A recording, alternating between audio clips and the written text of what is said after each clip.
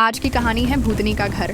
यह चैनल आपको डरावनी कहानियों से रूबरू कराएगा जो आपकी रूह को कांप उठाएंगी। हम आपके लिए भूतों, भूतिया जगहों और अनसुलझी मुसीबतों से भरी ये कहानियाँ लेकर आते हैं। इस चैनल पर आप डरावनी कहानियों का आनंद ले सकते हैं और सुनने वाले भी अगली रात की तलाश में नींद से उठ जाएंगे। हमारे चैनल पर आप डरावनी कहानियों का आनंद उठा सकते हैं। यहाँ आपको रहस्यमय घटनाओं से जुड़ी भूतों की कहानियाँ, जिनमें अनसुलझी मुसीबतें और अज्ञात तत्वों का सामना होता है, सुनाई देंगी। अगर आपके पास भी कोई डरावनी कहानी है तो हमें भेजें और अपने नाम के साथ हमारे चैनल पर साझा करें। तो देर किस बात की है, अभी हमारे साथ जुड़ें और डरावनी दुनिया में खो जाएं। बहादुरगढ़ नाम के शहर में एक बेहद पुराना घर था। उस घर को सब लोग भूतिया और अपशकुनी कहते थे, क्योंकि जो भी वहाँ रहने आता उनकी किसी न किसी कारण से मृत्यु हो जाती। इसलिए वो घर खरीदने के लिए कोई भी तैयार नहीं होता था।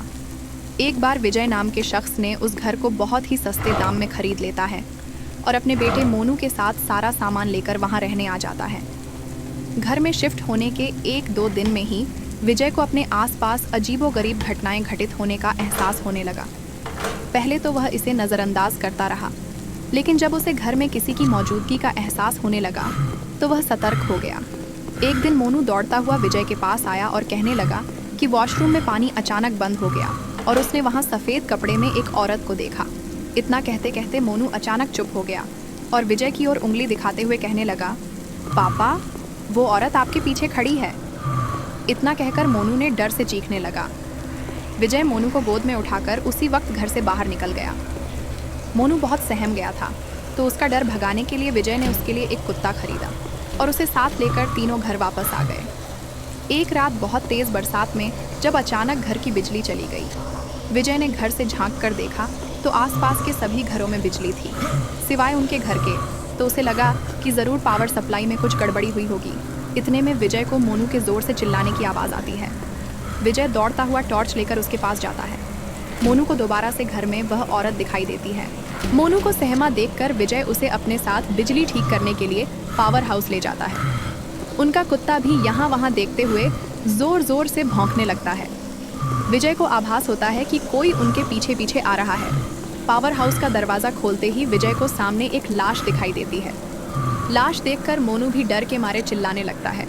विजय अपने बेटे को लेकर तुरंत दरवाज़ा खोलकर घर से बाहर भागने की कोशिश करने लगता है।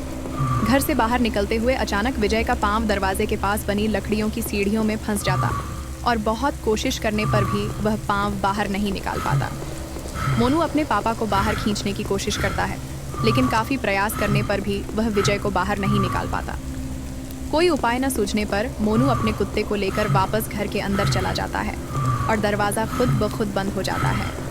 वहाँ विजय भी करीब 15 मिनट तक मशक्क़त करने के बाद अपना पाँव बाहर निकालने में सफल हो जाता है।